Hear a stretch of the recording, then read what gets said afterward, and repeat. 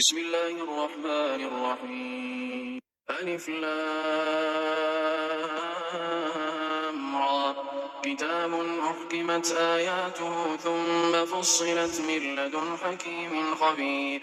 ألا تعبدوا إلا الله إنني لكم منه نذير وبشير وأن استغفروا ربكم ثم توبوا إليه يمتعكم متاعا حسنا إلى أجل مسمى ويؤت كل ذي فضل فضله وإن تولوا فإني أخاف عليكم عذاب يوم كبير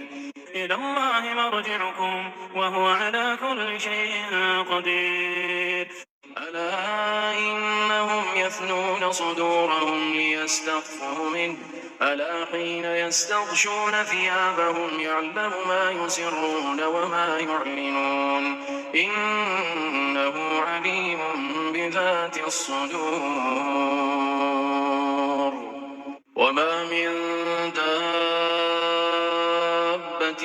في الأرض إلا على الله رزقها ويعلم مستقرها ومستودعها كل في كتاب مبين وهو الذي خلق السماوات والأرض في 6 أيام وكان عرشه على الماء ليبلوكم أيكم أحسن عملا ولئن قلت إنكم مبعوثون من بعد الموت ليقولن الذين كفروا إن هذا إلا سحر مبين ولئن أخرنا عنهم العذاب إلى أمة معدودة ليقولن ما يحبسه ألا يوم يأتيهم ليس مصروفا عنهم وحاق بهم ما كانوا به يستهزئون ولئن أذقنا الإنسان منا رحمة ثم نزعناها منه إنه ليئوس كفور ولئن أذقناه نعماء بعد ضراء مسته ليقولن ذهب السيئات عني إنه لفرح فخور إلا الذين صبروا وعملوا الصالحات أولئك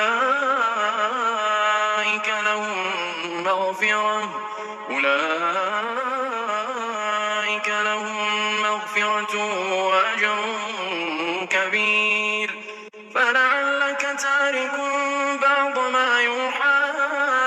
إليك وضائق به صدرك أن يقولوا لولا أنزل عليه كنز أو جاء معه ملك إنما أنت نذير والله على كل شيء وكيل أم يقولون افتراه قل فأتوا ب10 سور مثله مفتريات وادعوا من استطعتم من دون الله إن كنتم صادقين فإن لم يستجيبوا لكم فاعلموا أنما أنزل بعلم الله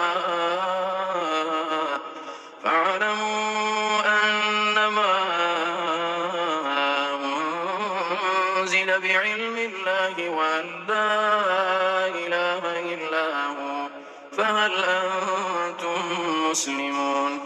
من كان يريد الحياة الدنيا وزينتها نوفي إليهم أعمالهم فيها وهم فيها لا يبخسون أولئك الذين ليس لهم في الآخرة إلا النار وحبط ما صنعوا فيها وباطل ما كانوا يعملون أفمن كان على بينة من ربه ويتلوه شاهد منه ومن قبله كتاب موسى إماما ورحمة أولئك يؤمنون به ومن يكفر به من الأحزاب فالنار موعده فلا تك في مرية منه إنه الحق من ربك ولكن أكثر الناس لا يؤمنون ومن أظلم ممن افترى على الله كذبا أولئك يعرضون على ربهم ويقول الأشهاد هؤلاء الذين كذبوا على ربهم ألا لعنة الله على الظالمين الذين يصدون عن سبيل الله ويبغونها عوجا وهم بالآخرة هم كافرون أولئك لم يكونوا معجزين في الأرض وما كان لهم من دون الله من أولياء يضاعف لهم العذاب ما كانوا يستطيعون السمع وما كانوا يبصرون أولئك الذين خسروا أنفسهم وضل عنهم ما كانوا يفترون لا جرم أنهم في الآخرة هم الأخسرون إن الذين آمنوا وعملوا الصالحات وأخبتوا إلى ربهم أولئك أصحاب الجنة هم فيها خالدون مثل الفريقين كالأعمى والأصم والبصير والسميع هل يستويان مثلا أفلا تذكرون ولقد أرسلنا نوحا إلى قومه إني لكم نذير مبين ألا تعبدوا إلا الله إني أخاف عليكم عذاب يوم أليم فقال الملأ الذين كفروا من قومه ما نراك إلا بشرا مثلنا وما نراك اتبعك إلا الذين هم أراذلنا بادي الرأي وما نرى لكم علينا من فضل بل نظنكم كاذبين قال يا قوم أرأيتم إن كنت على بينة من ربي وآتاني رحمة من عنده فعميت عليكم أنلزمكموها وأنتم لها كارهون ويا قوم لا أسألكم عليه مالا إن أجري إلا على الله وما أنا بطارد الذين آمنوا إنهم ملاقو ربهم ولكني أراكم قوما تجهلون ويا قوم من ينصرني من الله إن طردتهم أفلا تذكرون ولا أقول لكم عندي خزائن الله ولا أعلم الغيب ولا أقول إني ملك ولا أقول للذين تزدري أعينكم لن يؤتيهم الله خيرا الله أعلم بما في أنفسهم إني إذا لمن الظالمين قالوا يا نوح قد جادلتنا فأكثرت جدالنا فأتنا بما تعدنا إن كنت من الصادقين قال إنما يأتيكم به الله إن شاء وما أنتم بمعجزين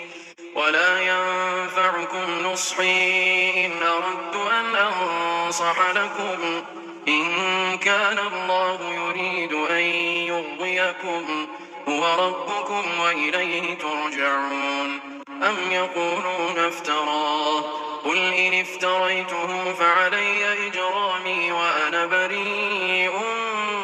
مما تجرمون وأوحي إلى نوح أنه لن يؤمن من قومك إلا من قد آمن فلا تبتئس بما كانوا يفعلون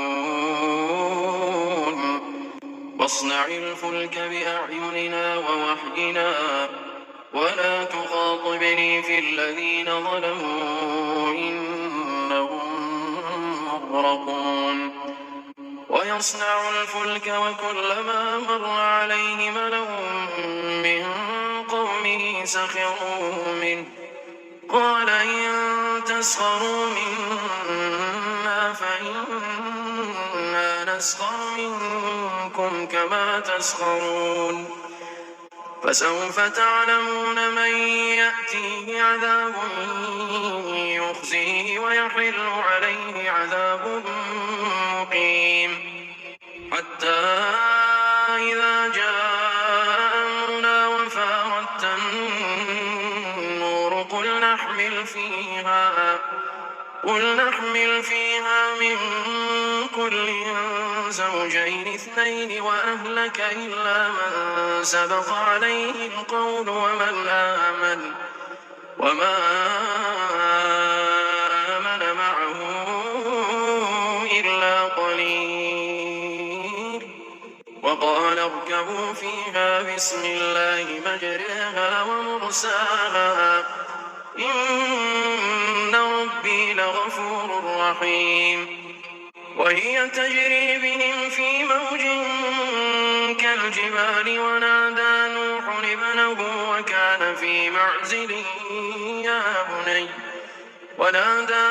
ابنه وكان في معزل يا بني اركب معنا ولا تكن مع الكافرين قال سآوي إلى جبل يعصمني من الماء قال لا عاصم اليوم من أمر الله إلا من رحم وحال بينهما الموج فكان من المغرقين وقيل يا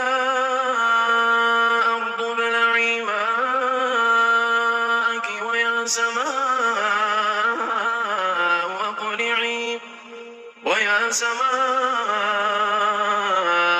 أقلعي وغيض الماء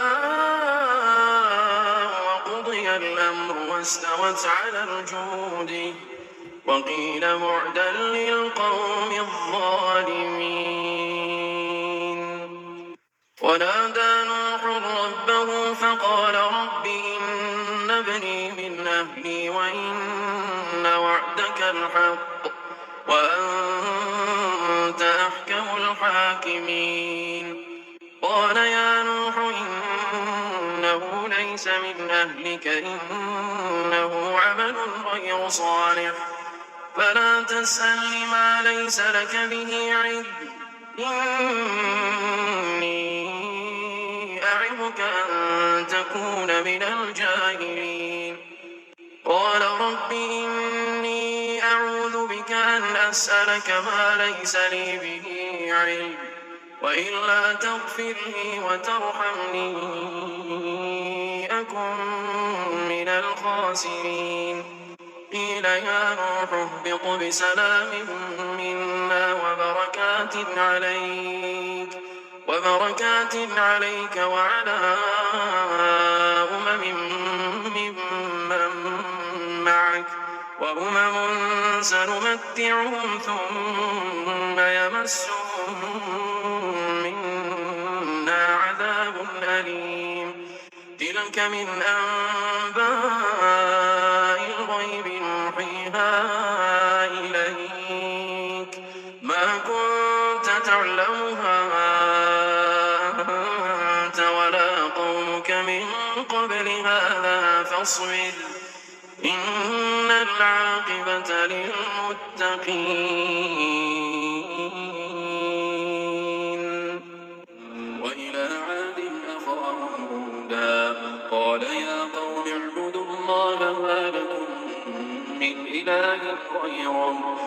أنتم إلا مفترون يا قوم لا أسألكم عليه أجرا إن أجري إلا على الذي فطرني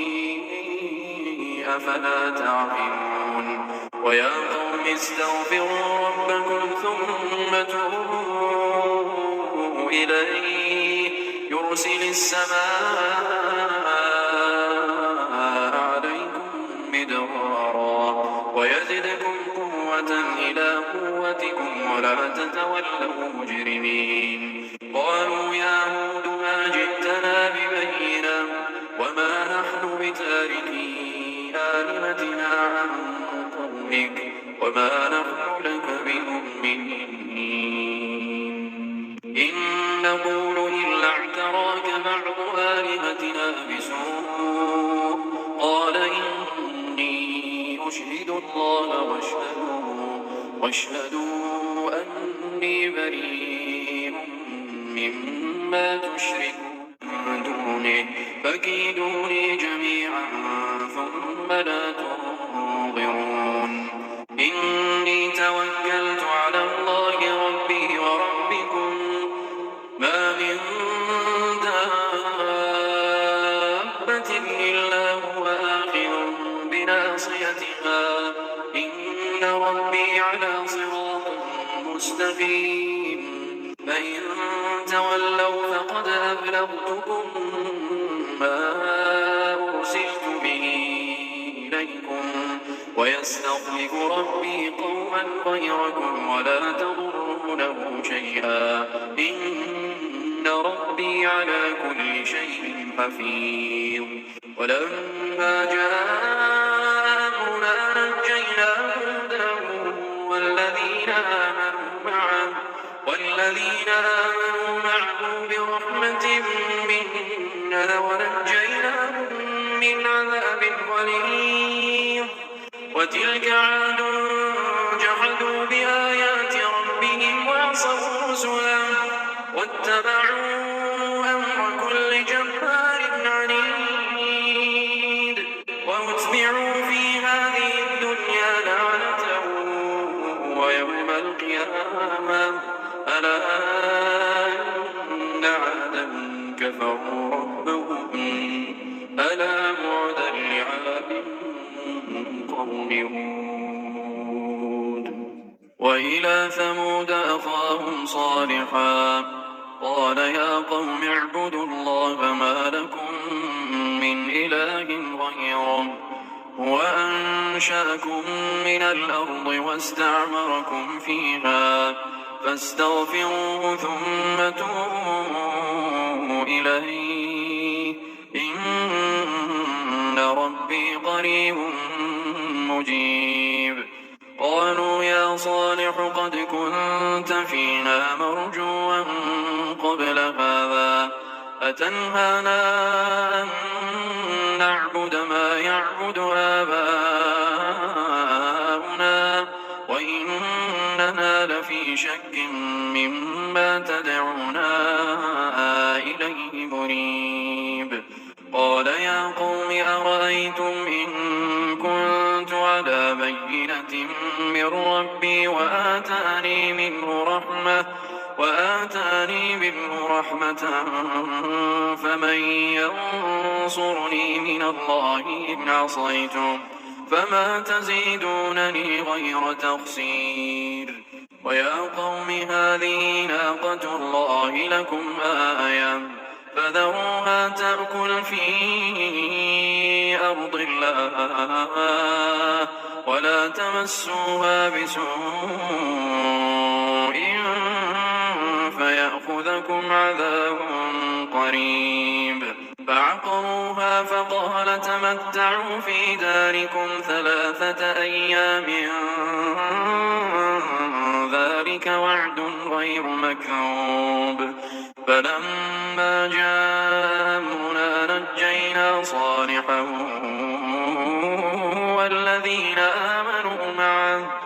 نجينا صالحا والذين آمنوا معه برحمة منا ومن خزي يومئذ إن ربك هو وهو القوي العزيز وأخذ الذين ظلموا الصيحة فأصبحوا في ديارهم جاثمين كأن لم يغنوا فيها ألا إن ثمود كفروا ربهم ألا بعدا لثمود ولقد جاءت رسلنا إبراهيم بالبشرى قالوا سلاما قال سلام فما لبث أن جاء بعجل حنيذ فلما رأى أيديهم لا تصل إليه نكرهم وأوجس منهم خيفة قالوا لا تخف إنا أرسلنا إلى قوم لوط وامرأته قائمة فضحكت فبشرناها بإسحاق ومن وراء إسحاق يعقوب قالت يا ويلتى أألد وأنا عجوز وهذا بعلي شيخا إن هذا لشيء عجيب قالوا أتعجبين من أمر الله رحمة الله وبركاته عليكم أهل البيت إنه حميد مجيد فلما ذهب عن إبراهيم الروع وجاءته البشرى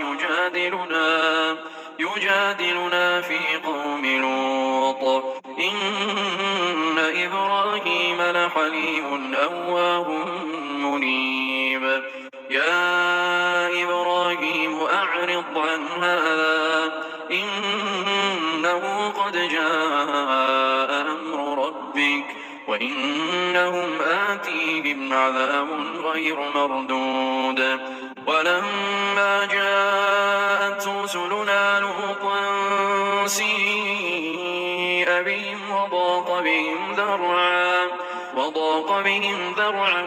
وقال هذا يوم عصيب وجاءه قومه يهرعون إليه ومن قبل كانوا يعملون السيئات قال يا قوم هؤلاء بناتي هن أطهر لكم فاتقوا الله ولا تخزون في ضيفي أليس منكم رجل رشيد قالوا لقد علمت ما لنا في بناتك من حق وإنك لتعلم ما نريد قال لو أن لي بكم قوة أو آوي إلى ركن شديد قالوا يا لوط إنا رسل ربك لن يصلوا إليك فأسر بأهلك بقطع من الليل ولا يلتفت منكم أحد إلا امرأتك إنه مصيبها ما أصابهم إن موعدهم الصبح أليس الصبح بقريب ولما جاء أمرنا جعلنا عاليها سافلها وأمطرنا عليها حجارة من سجيل منضود مسومة عند ربك وما هي من الظالمين ببعيد وإلى مدين أخاهم شعيبا قال يا قوم اعبدوا الله ما لكم من إله غيره ولا تنقصوا المكيال والميزان إني أراكم بخير وإني أخاف وإني أخاف عليكم عذاب يوم محيط. ويا قوم أوفوا المكيال والميزان بالقسط ولا تبخسوا الناس أشياءهم ولا تعثوا في الأرض مفسدين. بقية الله خير لكم إن كنتم مؤمنين وما أنا عليكم بحفيظ. قالوا يا شعيب وصلاتك تأمرك أن نترك ما يعبد آباؤنا أو أن نفعل في أموالنا ما نشاء إنك لأنت الحليم الرشيد. قال يا قوم أرأيتم إن كنت على بينة من ربي ورزقني منه رزقا حسنا وما أريد أن أخالفكم إلى ما أنهاكم عنه إن أريد إلا الإصلاح ما استطعت وما توفيقي إلا بالله عليه توكلت وإليه أنيب. ويا قوم لا يجرمنكم شقاقي أن يصيبكم مثل ما أصاب قوم نوح أو قوم هود أو قوم صالح وما قوم لوط منكم ببعيد. واستغفروا ربكم ثم توبوا إليه إن ربي رحيم ودود. قالوا يا شعيب ما نفقه كثيرا مما تقول وإنا لنراك فينا ضعيفا ولولا رهطك لرجمناك وما أنت علينا بعزيز. قال يا قوم أرهطي أعز عليكم من الله واتخذتموه وراءكم ظهريا إن ربي بما تعملون محيط. ويا قوم اعملوا على مكانتكم إني عامل سوف تعلمون من يأتيه عذاب يخزيه ومن هو كاذب وارتقبوا إني معكم رقيب. ولما جاء أمرنا نجينا شعيبا والذين آمنوا معه برحمة منا وأخذت الذين ظلموا الصيحة فأصبحوا في ديارهم جاثمين كأن لم يغنوا فيها ألا بعدا لمدين كما بعدت ثمود. ولقد أرسلنا موسى بآياتنا وسلطان مبين إلى فرعون وملئه فاتبعوا أمر فرعون وما أمر فرعون برشيد. يقدم قومه يوم القيامة فأوردهم النار وبئس الورد المورود. وأتبعوا في هذه لعنة ويوم القيامة بئس الرفد المرفود. ذلك من أنباء القرى نقصه عليك منها قائم وحصيد. وما ظلمناهم ولكن ظلموا أنفسهم فما أغنت عنهم آلهتهم التي يدعون من دون الله من شيء لما جاء أمر ربك وما زادوهم غير تتبيب. وكذلك أخذ ربك إذا أخذ القرى وهي ظالمة إن أخذه أليم شديد. إن في ذلك لآية لمن خاف عذاب الآخرة ذلك يوم مجموع له الناس وذلك يوم مشهود وما نؤخره إلا لأجل معدود يوم يأتي لا تكلم نفس إلا بإذنه فمنهم شقي وسعيد. فأما الذين شقوا ففي النار لهم فيها زفير وشهيق خالدين فيها ما دامت السماوات والأرض إلا ما شاء ربك إن ربك فعال لما يريد. وأما الذين سعدوا ففي الجنة خالدين فيها ما دامت السماوات والأرض إلا ما شاء ربك عطاء غير مجذوذ. فلا تك في مرية مما يعبد هؤلاء ما يعبدون إلا كما يعبد آباؤهم من قبل وإنا لنوفهم نصيبهم غير منقوص. ولقد آتينا موسى الكتاب فاختلف فيه ولولا كلمة سبقت من ربك لقضي بينهم وإنهم لفي شك منه مريب. وإن كلا لما ليوفينهم ربك أعمالهم إنه بما يعملون خبير.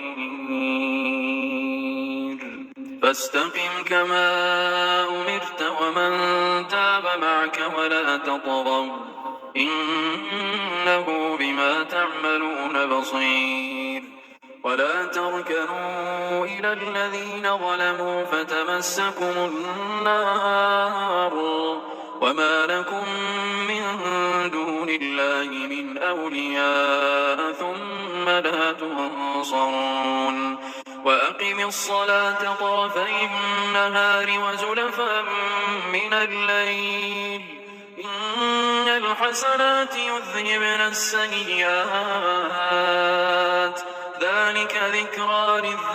للذاكرين. واصبر فإن الله لا يضيع أجر المحسنين. فلولا كان من القرون من قبلكم أولو بقية ينهون عن الفساد في الأرض إلا قليلا ممن أنجينا منهم واتبع الذين ظلموا ما أترفوا فيه وكانوا مجرمين. وما كان ربك ليهلك القرى بظلم وأهلها مصلحون ولو شاء ربك لجعل الناس أمة واحدة ولا يزالون مختلفين إلا من رحم ربك ولذلك خلقهم وتمت كلمة ربك لأملأن جهنم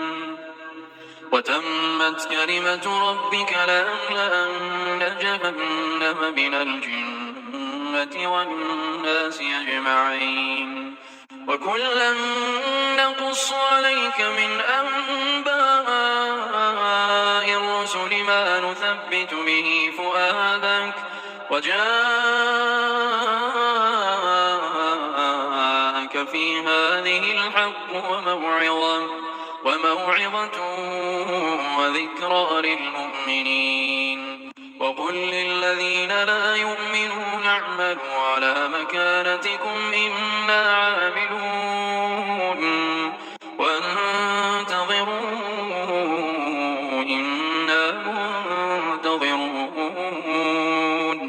ولله غيب السماوات والأرض وإليه يرجع الأمر كله فاعبده وتوكل عليه وما ربك بغافل عما تعملون.